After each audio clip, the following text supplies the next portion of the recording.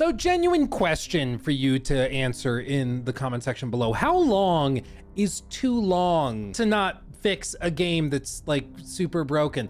Because Bethesda, I think, has just broken a record for the longest period of time it has taken for a AAA game studio to fix absolutely devastating bugs that have plagued one of their most popular games even to this day. And that, of course, is Fallout 4. You see, long story short, Fallout 4 has been broken on PC and console for the better part of a year and a half. And just today, they announced the patch that aims to fix a lot of that stuff while also changing some other things and doing the most Bethesda thing you could possibly imagine, which is, of course, finding new ways to suck money out of you without doing much of anything. So buckle up, I'm gonna tell you about it today because this is absolutely pathetic. Like, sometimes I get it. People are like, Luke, you're kind of hard on BGS. You have the Todd Howard cardboard cutout. You have a candle that's Todd, the patron saint of gaming. Like, I get it. We meme on him a lot, but it's because of stuff like this. They are a AAA development company, and they took a year and a half to fix some of these egregious problems that have been plaguing Fallout 4 for a year and a half. It's taken this long, and even then they aren't fixing everything. So buckle up, I'll tell you about it, and I'll tell you about some of the other stupid stuff that's going on, because there's always something. So here we are again. But first, a thank you to our sponsor. Incogni is the cutting-edge data removal service that helps you protect your privacy in the online internet age. I actually use Incogni myself, and I have since August of last year. And you can see that in that time, they've actually sent 1,300 takedown requests to remove my information from all sorts of different websites and data broker services across the internet. How it works is you sign up for Incogni, they gather your information, and then using their automated tools, they go to hundreds upon hundreds of different data broker sites and file takedown notices for your information. And because it's automated, they actually go and do follow-up takedown requests to make sure your information is actually removed even after they've requested it, if a certain provider doesn't tend to respond super quickly. And by doing this, Incogni can make sure that your information is stripped from these websites, so your phone number, address, mailing information, any of that stuff is no longer available to these people that buy and sell your information. Nowadays, it's more important than ever to protect your privacy, and I recommend Incogni to help you do it. In fact, I use them myself, and I can't recommend them enough. Check them out at the link in the video description box below and use my promo code to save 60% off of an annual plan. Okay, so what exactly is going down? Well, back in April of 2024, all the way back then, there was a big exciting update that came to Fallout 4. This was called the Next Gen Update. It was supposed to bring Fallout 4 into the modern generation of gaming. After all, Fallout 4 is a 2015 video game.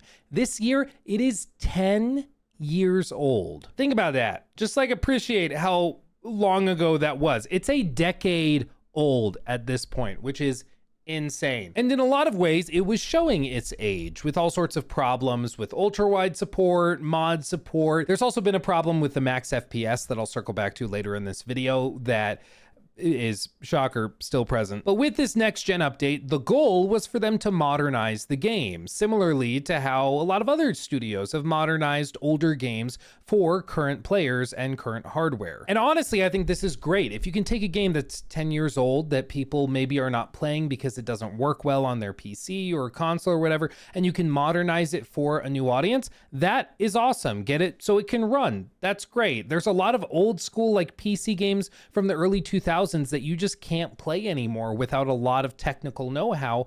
And that's really sad. It kind of becomes lost media. So making sure that doesn't happen with the next gen update to a very popular game, I think is a good thing. And when they revealed the next gen update, a lot of people were excited for potential changes and improvements, but others that I would probably describe as realists brought up the reality, which is that typically when Bethesda tries to do something, they end up breaking 5 other things, and then it takes them a year and a half to fix what they broke. And sure enough, that's what's happened here. The next gen update launched in April of 2024, and it caused all sorts of major problems with the game. It broke all sorts of mods, saves that were made with mods enabled and installed, which are like all of my save files at this point. Like if you have any type of mod, that's installed and you play the game, those save files were prone to just breaking after this update. Other things that they had major problems with were like ultra-wide support, where all of the user interface stuff just didn't work anymore. The Fallout 4 script extender also completely broke. There was also the setting to allow for weapon debris in the graphics settings, and this would just cause the game to crash in RTX graphics cards. So, you know, RTX cards, like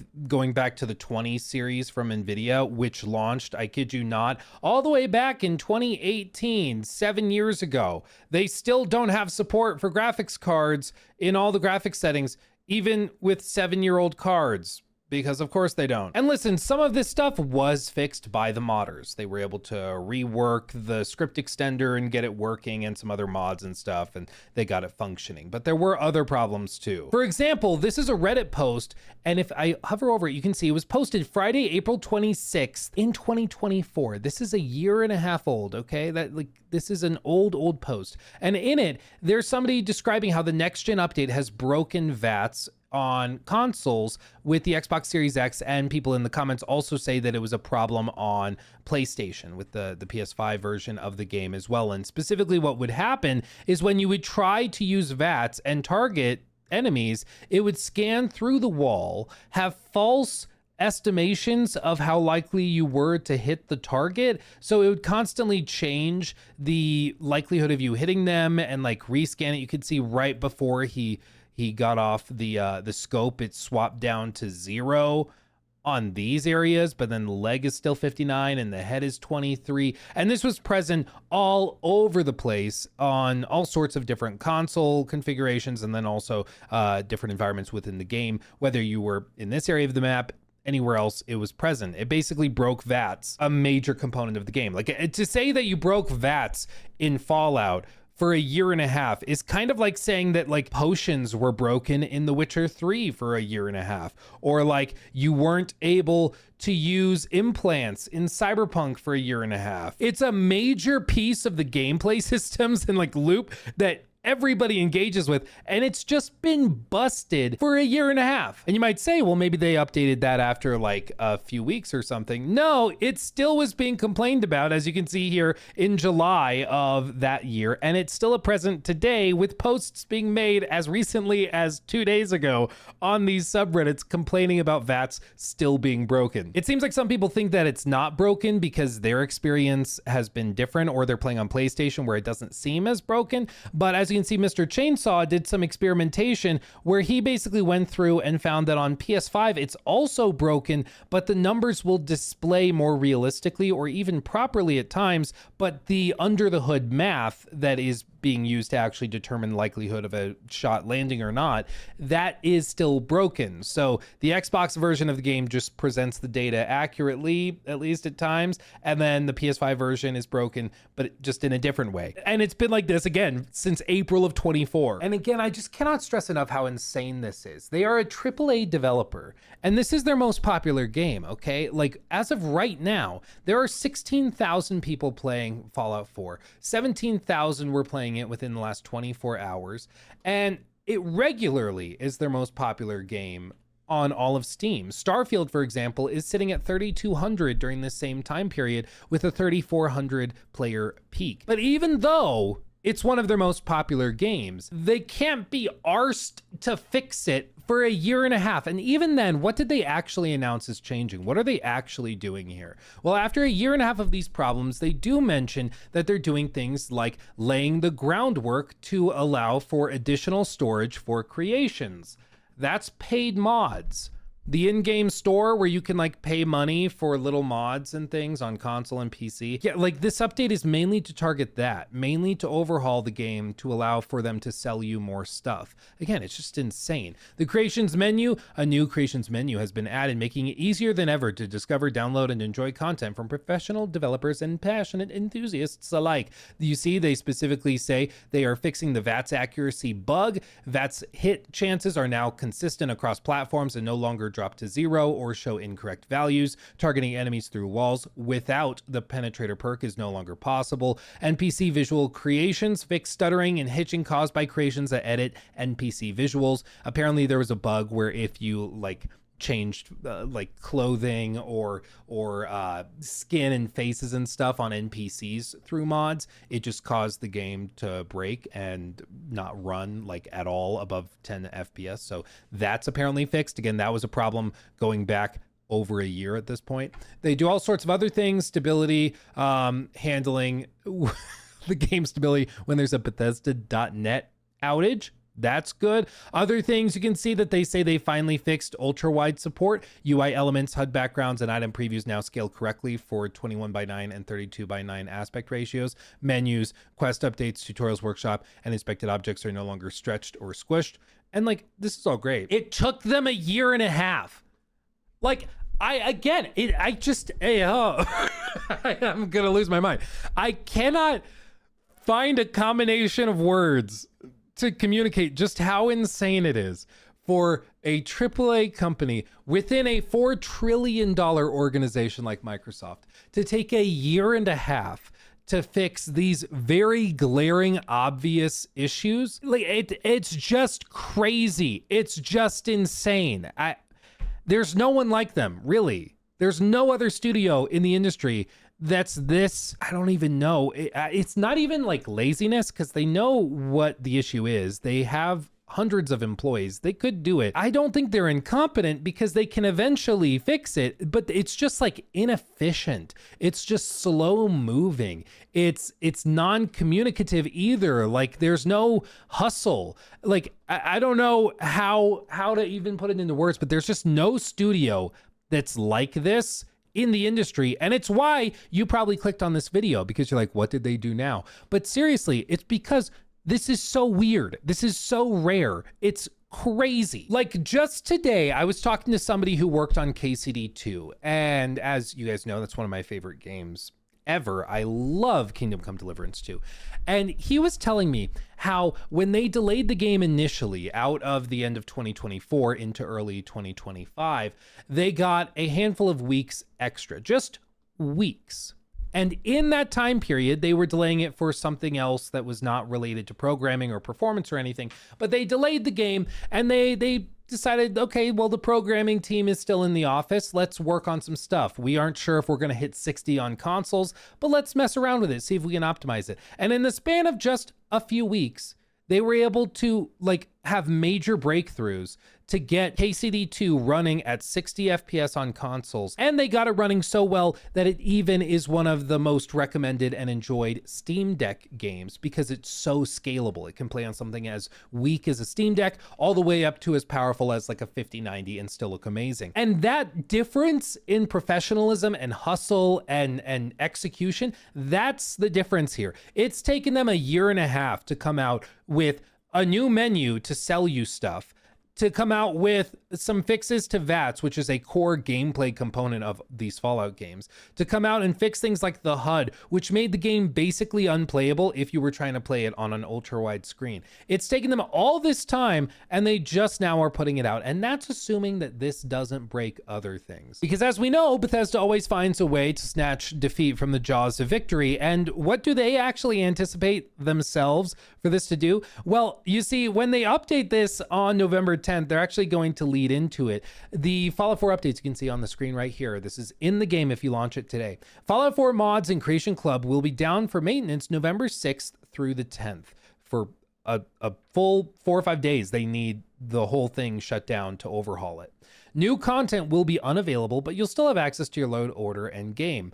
Prior to November 10th, please disable any mods altering the main menu, such as Fallout London, which notably like changes that, or if you just like, there's some other mods that change this sweeping thing into shots of like the city or downtown or Diamond City, whatever, so you can get some different looking environments whenever you boot up. They say disable that because it could just totally break when the patch goes up, because they're going to overhaul the full main menu, no doubt to put the in-game store front and center, just like they've done with Starfield and Fallout 76. So even they expect to break more things in this process. But even with this, dude, they still have not fixed some of the most egregious problems with the game that are still present after a decade. Specifically, the game doesn't run on hardware that's capable of pushing it over like 60 frames. The game was built from the ground up, assuming that that's the max you're going to be able to achieve. What happens, you may ask, when you can run it higher than that? Well, as you can see, I have a bit of a supercomputer for making these videos and stuff. Thank you guys for watching the videos, making it possible, by the way. But I am running this at 4K, cranked out the ass, floating somewhere in like the mid to high 300s. And you can see the overlay keeps breaking whenever I try to display it, but it gives you a pretty good idea of roughly where we are, okay? What happens when your frame rate's above 60 in the game? Well, you might think that it looks just fine right now as I stand here. Oh, what's that? Let me run over there. This is real time. This is what the game does when you try to play it above 60 frames a second. All of the animations break, physics breaks, as you can see, like its calculation of how high you should be jumping, how hard you should be landing, all of that breaks down if you happen to play above 60. And some, no doubt, will say, Luke, you're being unreasonable. You should just cap it. Oh, and apparently when the flashlight's on, it's okay, but when it turns off, it breaks again. I don't, I don't understand. Okay, but anyway, listen. I know some people will just dismiss this and say, Luke, you're being unreasonable. Asshole. Billy's calling me an asshole. I get it. Some people say, Luke, you're being unreasonable. You should just suck it up and enjoy the game, cap it at 60. Like, I get it. And with some games, I'm willing to do that. Like, to just suck it up. You know, with like a Fallout New Vegas, that game barely runs. Okay, let's be honest, it barely runs. I love Fallout New Vegas, but it requires a lot of TLC to get running, period, on modern hardware. But that is a game that nobody has touched in years and years and years. It's 15 years old, and even then it hasn't been like updated or enhanced or anything in ages. Fallout 4 is a game they are still actively working on, still actively making changes to, adding in-game store items to sell you more stuff, and they can't even fix these issues. I feel like it's a little bit different when it's a game that literally is actively being worked on and improved as we sit here and talk, and they can't fix these basic issues. And it brings up one of the age-old questions with Bethesda with this last like 10 years or so. And it's basically just, is this honestly the best that Todd and his merry band of men and women can do? Is this just honestly the case that they just can't do any better and it takes them a year and a half to make these little bitty changes? Or is it like an actual calculated thing where they are choosing not to put more dev resources into it because they know they don't have to, because they know that their fan base will just roll over and accept it and still buy creations and still spend money on all this stuff because they're used to it? And so why try harder if you don't have to? And honestly, I don't know what the answer is. You can see for some reason I dropped down to like 100 frames a second, and so now the game looks more reasonable. But if the frame rate goes up again, it's gonna start to go super cyan mode. I don't know why. Anyway, I don't know what the answer is. You probably have a theory in the comment section below as well, and I would love to hear that. There we go. And I would like to hear your feedback and your ideas, because I genuinely am just befuddled at this point. I don't know. I don't know. I mean, there's an old saying that says, never attribute to malice that which can be adequately explained by incompetence. And I think in this case, that may be true. Like, maybe they just honestly are incapable of improving and fixing their own games. It's possible. I find it really hard to believe that they don't have competent teams with like hundreds of employees and who knows how many millions of dollars behind them. Like, either way, somebody is dropping the ball and somebody is responsible for how mismanaged this team has become. Because even if you love Fallout, I get it. I really like Fallout. The reason I talk about all this stuff so often is because I love Fallout, because I love these franchises, these worlds, and I just want them to make good games again. Like, honestly, I just want a really good Fallout game, and I don't want to have to deal with this crap. But it's really hard, man. It's really hard to not be like sad and Just totally defeatist with all of this, where everything is just cynical and lame. Because even when there's like a pretty simple layup thing, it's like, hey, we're going to do a next gen update. It takes them a year and a half to fix the problems that they created. And then they expect you to like praise them for it. It's like, bro, no, this is a you thing. But no doubt in the comment section, I'm sure you're going to see people that are hand waving this way, being like, well, they eventually fixed it. What do you want? I want them to do it faster than a year and a half. That's what I would like. I'd like them to communicate more and for their updates to not just be selling me more stuff. In case you missed it, Fallout Day just happened. And that is a day for them to celebrate all things Fallout. They usually will announce updates to Fallout 76. They'll announce things like new DLC or new cosmetics or the Fallout TV show and things like that. And this year it did happen. They did have a Fallout Day celebration. Dude, this makes ADSing like impossible. What is going on? Jesus. Like what? Again, it's so broken. The only way to play it is to like manually go into the console commands and limit your own FPS, which is just wild. But anyway, but like I said, on Fallout Day, they normally announce something big and celebrate the franchise. But this year, the reception was overwhelmingly negative, even among hardcore Bethesda fans. And it's because they came out and didn't announce the rumored Fallout 3 remake or remaster. They didn't announce really anything for Fallout New Vegas. Except, of course, they did have an update on something they could sell you. The official Bethesda Gear page posted this. It is a special edition of Fallout New Vegas, which is $155. It comes with, and honestly, interesting statue, could be cool. It's hard to tell what the quality will be like though, because this is a render. Like this is clearly a 3D render. It is not a picture of the actual statue. And we all know what Bethesda and their marketing teams are like when it comes to reliability of how they present things in marketing materials. But the statue is interesting. Maybe that ends up being worth it. It's like all of 8 inches tall, so it's going to be tiny, but or huge. 8 inches is massive, actually, come to think of it. So actually, that sounds good. Great value.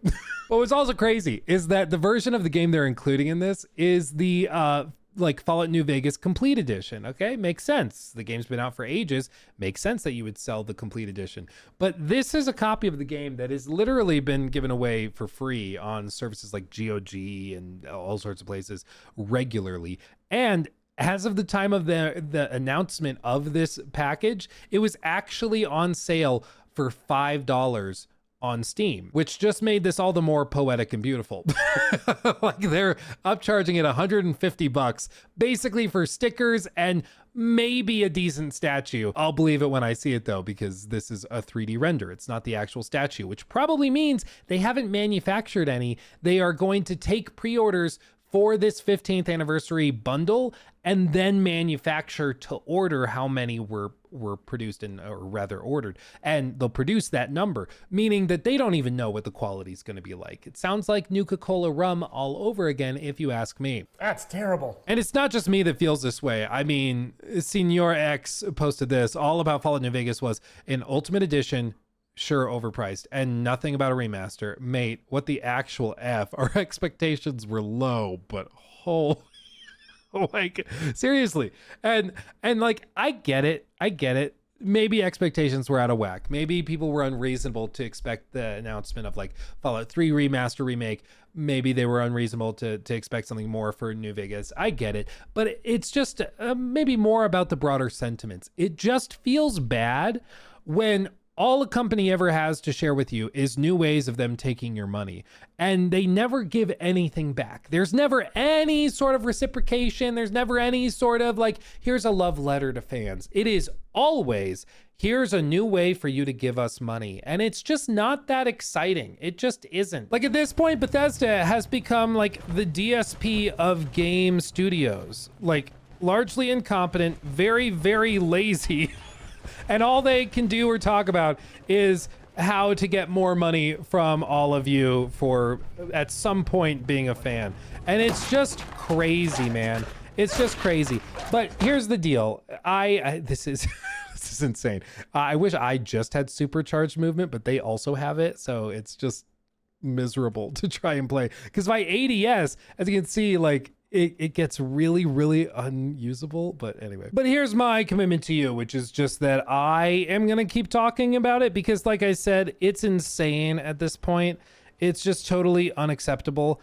And I think they deserve all of the criticism and blowback that they've been getting. And I think they honestly deserve more. And the only way I think any of this actually changes is if they get enough negative feedback from their actual community, the people spending money on these games, that then they actually change it. Until that day comes, I think they'll just keep doing it because pretty clearly they can and will get away with it. The reason they post all of these updates on new ways to sell you paid mods is because people out there are buying them. People out there are spending money on them. And that's what justifies all of this. They don't need to get their crap together and put patches out within a few weeks if they know they can take a year and a half and get around to it eventually. Still, ultimately, it lands on like Todd's shoulders for being in charge of a company that is, in my opinion, incapable of doing the most basic things that a development studio should be capable of doing. Just my opinion. But I think the evidence is pretty clear that even like the barest of bare minimum updates, they can't seem to manage. I get it, game development is hard. I get it, budgets are a thing.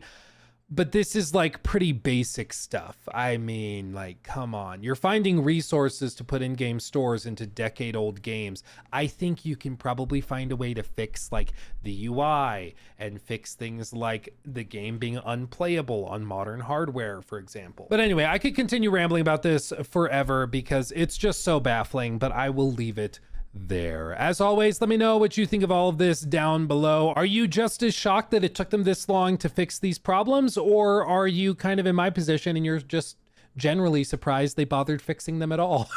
I had just kind of given up on it, but hey, I guess better late than never is their motto, I suppose. But anyway, thank you for watching. Thank you for making my dreams a reality every single day. And who knows, maybe if we complain enough about Bethesda's constant screw ups, eventually they will start to figure it out and start to make improvements that lead to Elder Scrolls 6 being incredible and Fallout 5 being amazing when we're all 70 years old.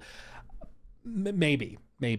But I don't really know of another way to deal with this. I don't think glazing them helps anything. So I think the best route for fans of Fallout and fans of Elder Scrolls that don't want to see just Starfield in space, I think the best policy is radical honesty and maybe also some jokes. Make fun of how stupid this is. I think that's also good because it is very stupid. But with that, much love. I'll see you in the next video. Hugs and kisses. Bye-bye.